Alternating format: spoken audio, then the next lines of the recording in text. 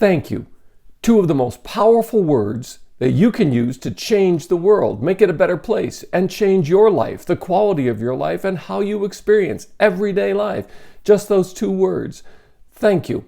So what I believe you were trying to say is thank you. Thank you? You're welcome. They mean more than I need or give me or I want. Thank you has the power to radically change how life feels to you and for everyone around you. Let me show you how. Tap the like button and let's get started. I'm James Callahan, and this is The Do-Over Show, where we learn what a do-over, a successful do-over, looks like and how to do it. Hey, and who doesn't love a do-over, a second chance, a third chance? And you probably know somebody, even if it's not you, that could use a good do-over. So how about this? Tap the like button, subscribe, ring the notifications bell, and maybe tell a friend.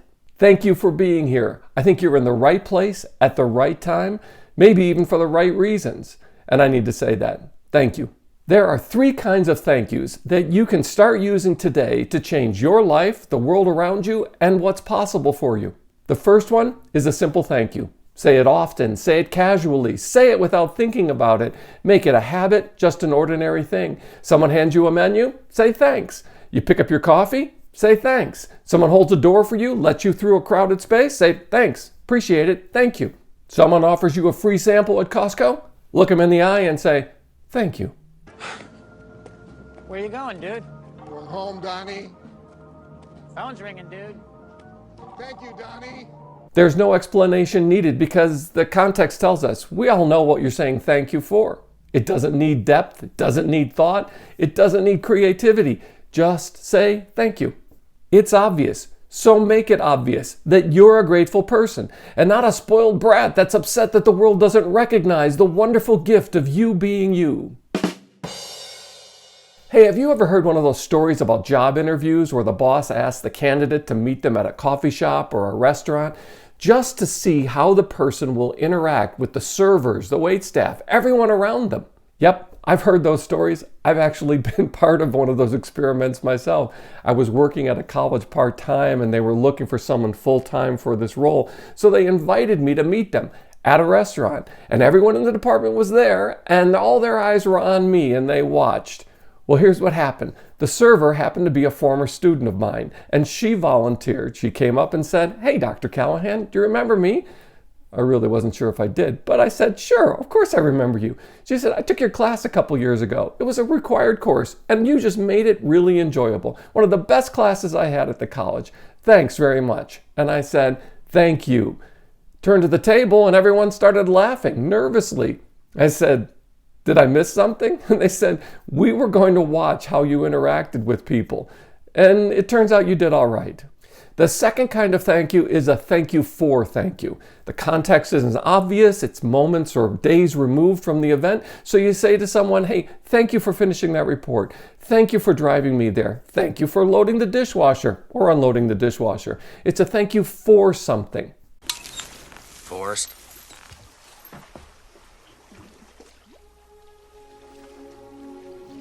I never thanked you for saving my life.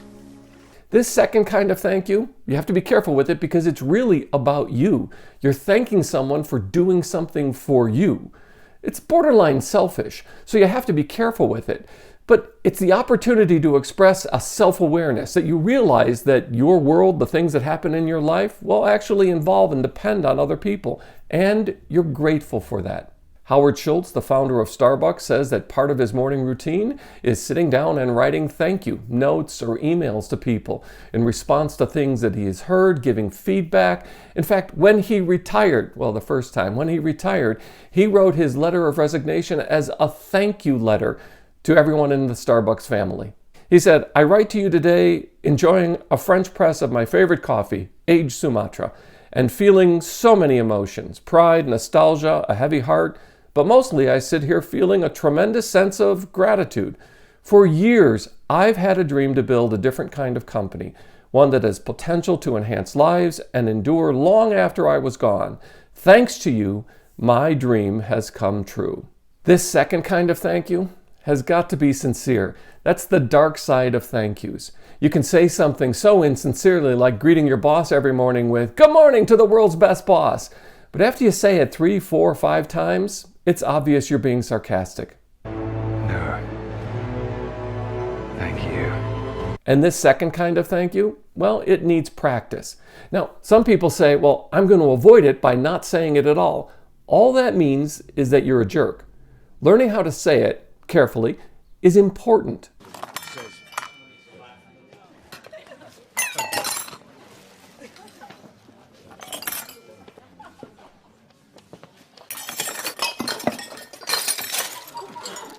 Thanks for dining at the Langham.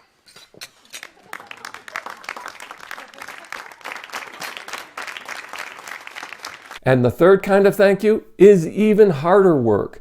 It's the thank you because thank you, where you have to explain to create a context where you talk about them instead of you. You say thank you because you are an invaluable part of this team. Your creativity and passion gives everyone else around you the courage to be creative and passionate too. You're an example, you're inspiring. Thank you. That kind of thank you takes thought. That kind of thank you takes discipline. Discipline not to talk about yourselves. One of the cool things they get to do is work with some of the best nonprofits in the world.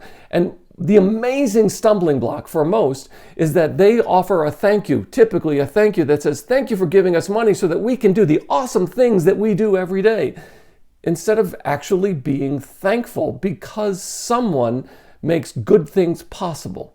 I would rather you just said thank you and went on your way. And some thank you because thank yous are just downright manipulative. I found this note while I was walking the dog the other day in my neighborhood.